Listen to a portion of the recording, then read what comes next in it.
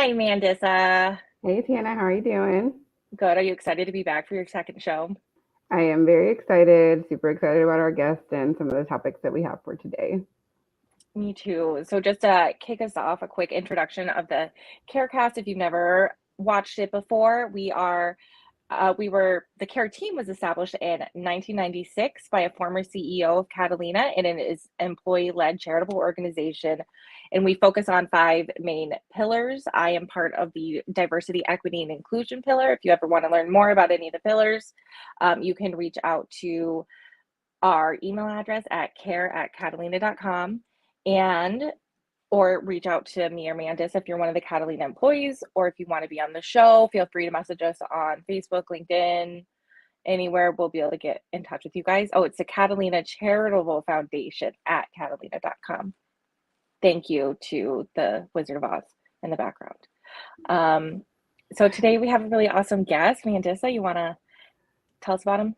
Yes, we have Liam Day, who is going to be coming to speak to us about his organization, Gender Spectrum. Hi, Liam, how are you? Hi, Mandissa. Hi, Tana. Nice to be here. For Yeah, sure, we're thanks so for excited to coming. have you. All right. Do you want to just give us a lowdown on your organization and some of the important stuff that you guys have going on, and just some of the topics that you want us to know about? Sure. So, name of the organization is Gender Spectrum. We are a national organization. We work with transgender and non-binary youth and their families to provide them support. We also do a number of professional development work with other adults that intersect with youth lives. So teachers, school administrators, mental health providers, pediatricians. Our vision is a world in which youth of all genders, right, can live their full and authentic lives, but with a specific focus on transgender and non-binary youth. This is our 15th year in existence. I've been with the organization about 2.5 years now, but the organization was founded in 2006 originally, and then was incorporated as a 501c3 in 2007. And over the years, we have probably worked with thousands of young people and their families, and we have trained tens of thousands of professionals whose professional lives have intersected with millions of young people. So that's just Gender Spectrum in a nutshell. That's awesome. So, do you guys have like locations across the country? Where all of our work right now is online. So in the past, we have had what our big kind of event every year is an annual conference for families. That's usually in the summer. In the past, that has been in person in the San Francisco Bay Area. We suspended that in 2020, obviously because of the pandemic. We have brought the conference back, but we've brought it back online. We do have plans to go back to an in-person conference, hopefully next year, because though the online conference has been amazing, the community that you can build and create just isn't quite the same online as it is in person. So we are hoping to go back to a live conference or an in-person conference next year. But other than that, all of our work is online. So the professional development trainings that we do for schools, we do online. The support groups that we run for both parents and young people is all online. And we have folks from all 50 states. We have folks from outside of the United States. So our reach is pretty broad. That's awesome. If someone wanted to get involved with the organization, what are some of the opportunities that you guys have available for anyone who wanted to volunteer or support? Sure. Well, for support, obviously financial support, we're always looking for financial support. You can go to our website and donate. For volunteer opportunities, one of the most intense, for folks who are really looking to roll up their sleeves and get involved, we're always looking for facilitators for both our youth groups and our parent groups. that's a fairly big commitment, because one of the things we need from folks who are volunteering those spaces is consistency. And we need you to be there every 2 weeks. The parent groups meet every 2 weeks. The youth groups meet every week, right? And a commitment to facilitating those spaces is a commitment to being there every time. It is an incredibly rewarding experience. I will also admit it can be, right, emotionally, you know,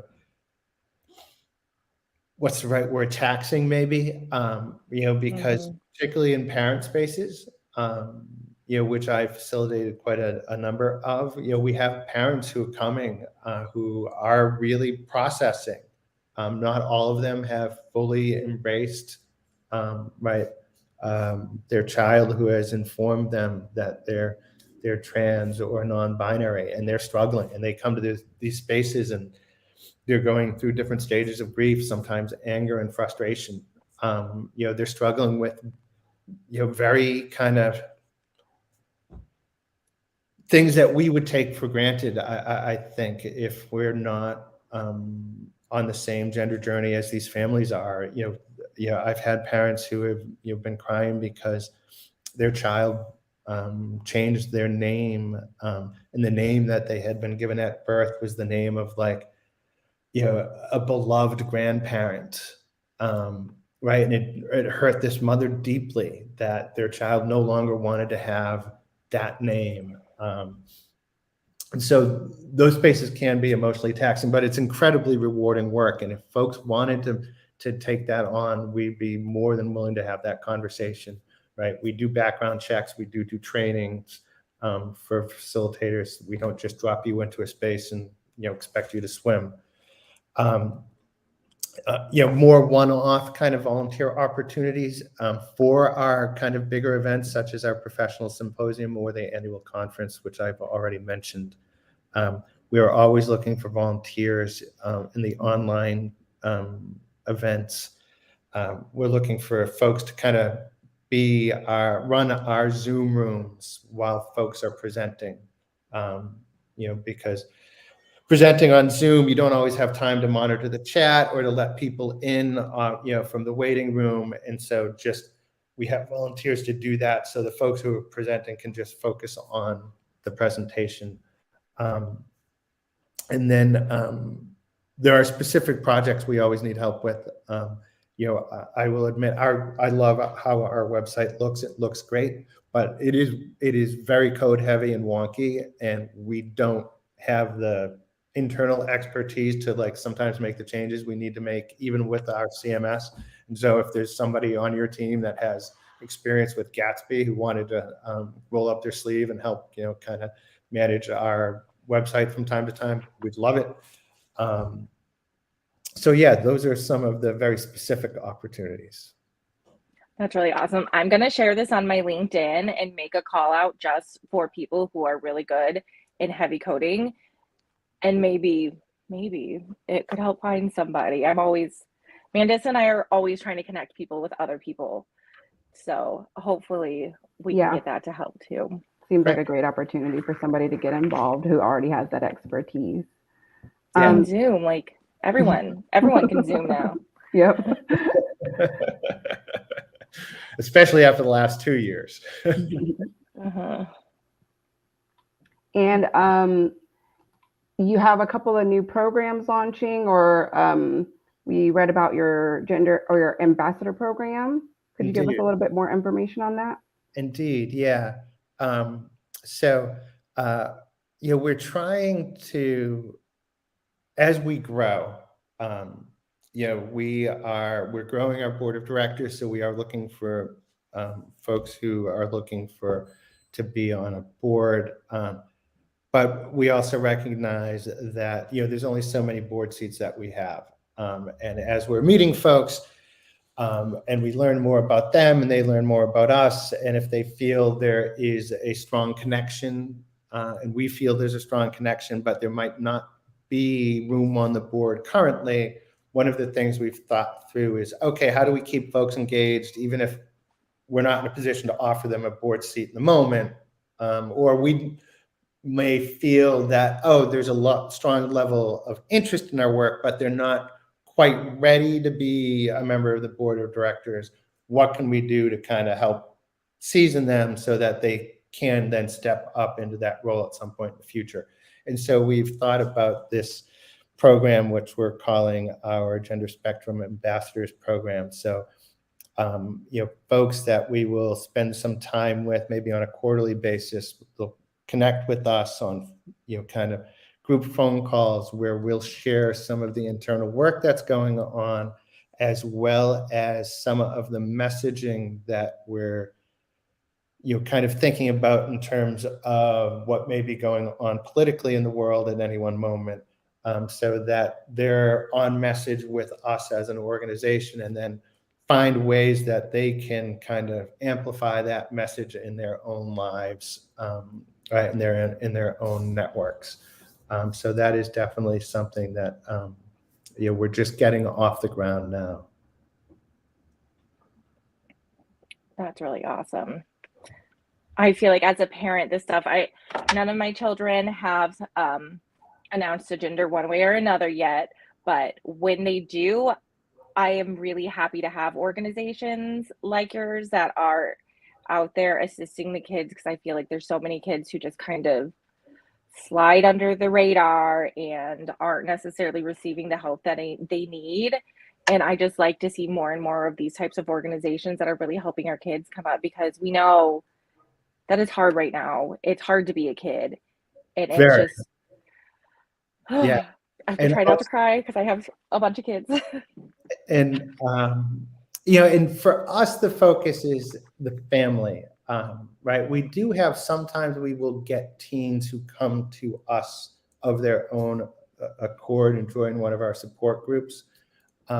But even in those situations, one of the things that we try to encourage is to get that teen to encourage their parents to join our parent groups, right? Because, the data is pretty clear, particularly for transgender and non-binary young people, right?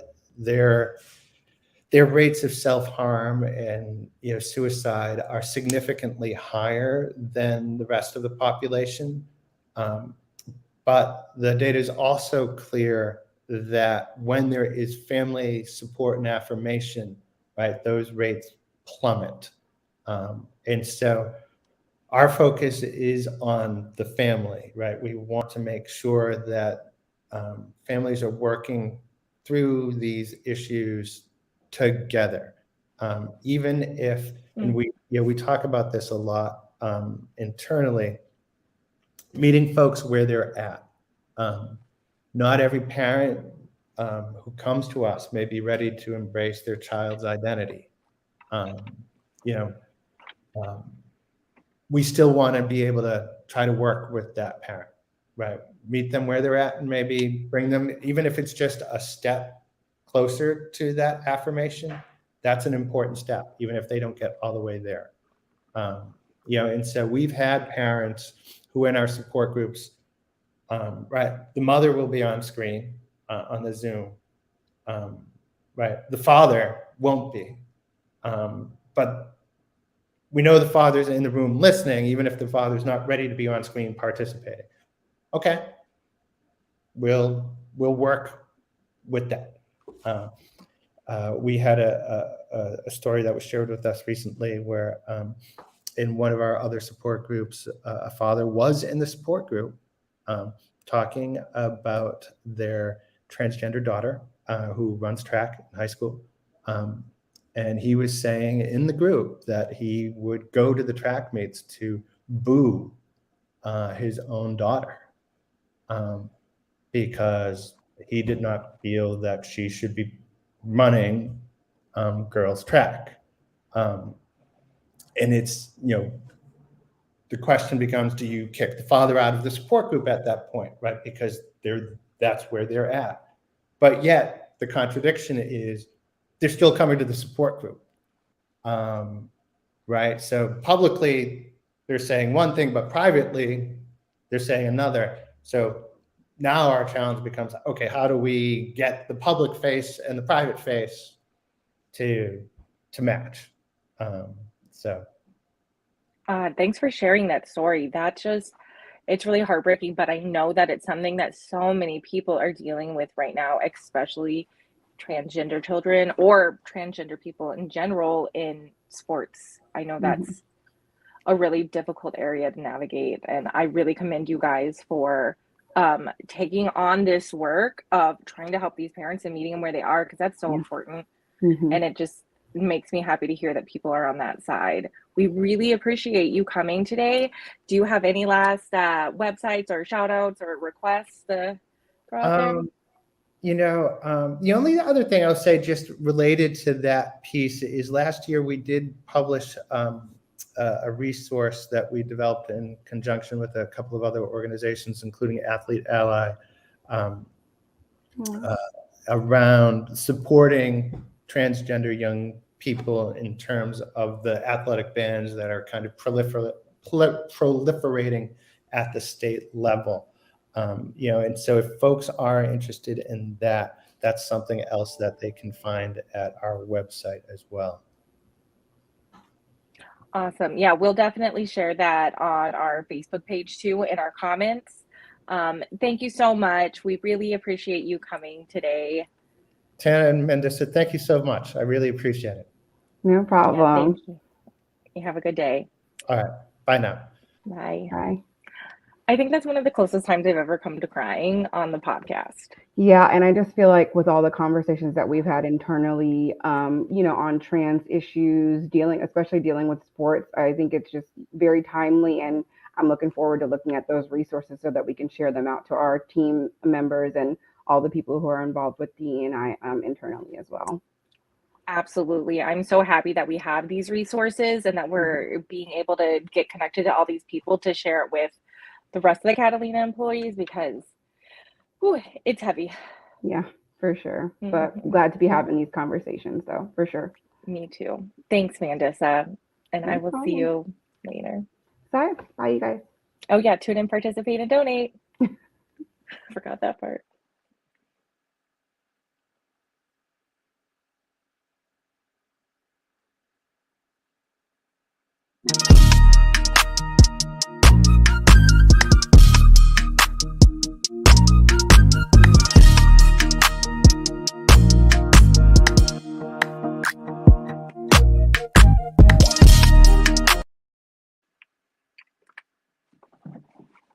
Are we still okay?